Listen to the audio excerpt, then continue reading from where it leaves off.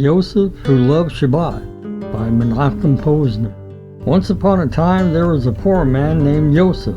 Yosef was known as Yosef Mokir Shabbat, which means Yosef who treasures Shabbat, because whatever he had and whatever he earned, however little, he would spend on something special for Shabbat. He lived near a rich man who was not Jewish.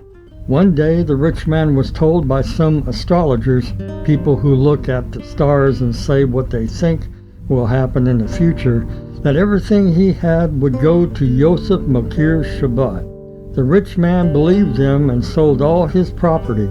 With the money he received, he bought a pearl which he placed in a beautiful hat.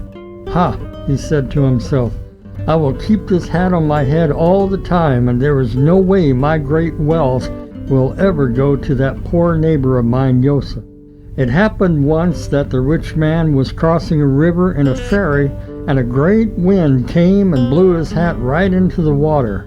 A giant fish came by and swallowed it. Some fishermen caught the gigantic fish and brought it to shore just before Shabbat was about to start.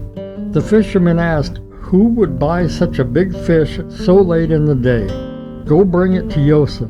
The townspeople said to the fishermen, "He always buys the best food and drink to honor Shabbat." They brought it to him and he purchased it.